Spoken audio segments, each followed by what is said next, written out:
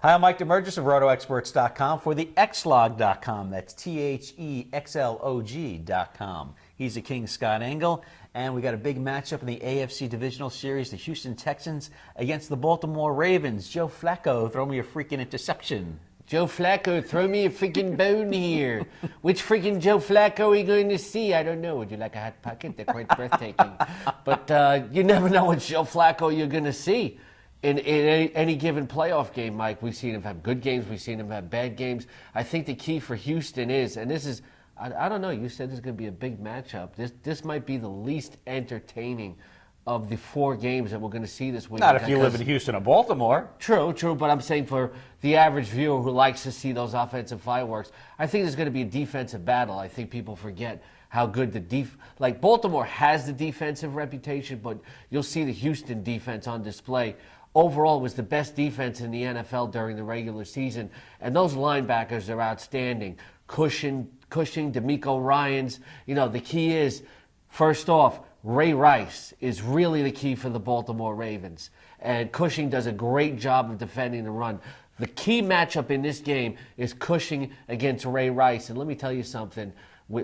There is no defense that can fully contain Ray Rice, especially with Vonta Leach leading the way as one of the best fullbacks in the NFL. No defense fully stops Ray Rice. That's where it all goes back to for Baltimore. But then with Flacco, they'll get some pressure on him. They'll get a pass rush on him, and they'll hit him. And Joe Flacco is not going to be able to consistently complete passes. Anquan Boldin comes back from a knee injury, Mike. Jonathan Joseph also comes back from an injury. The first time these teams met, Anquan Boldin caught 8 passes for 132 yards.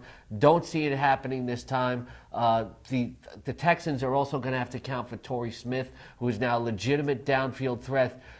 The Ravens have enough on offense, but with Houston's defense, I just don't know if there's going to be enough offensive continuity. But Ray Rice will be the X factor in this game. Well, you know why I like this game and call it the big matchup? Because I think it's two of the best running backs in the game. That's why. And two of the better defensives.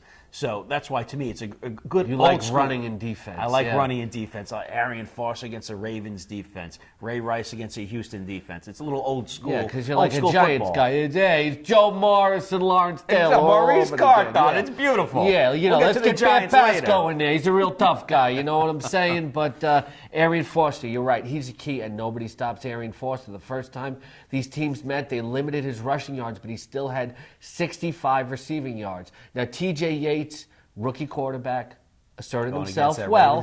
Going against the Ravens defense. And the thing is, Yates is a heady kid. He's not going to make turnovers, but I don't think he can make any big plays either. Andre Johnson finally came back from the hamstring injury, and then we saw the big game last week in the opening round of the playoffs, 90 yards and a touchdown. I think they can double out Andre Johnson this week and get away with it. They know Arian Foster is going to get his yardage, but I just don't see that Houston doing anything offensively of significance to push this game in their favor. Well, you know what? I think this is a Ravens year. With the Steelers gone, Ravens return to the Super Bowl. I'm saying Ravens 17, Houston 10. Well, they got to win this game first, before we talk about Super Bowl. Well, I think they're going to the Super Bowl. That's all I'm saying. Well, I don't think that's a great prediction anyway, because the AFC isn't great. But I think my prediction is it's probably going to be the lowest scoring game of this NFL weekend.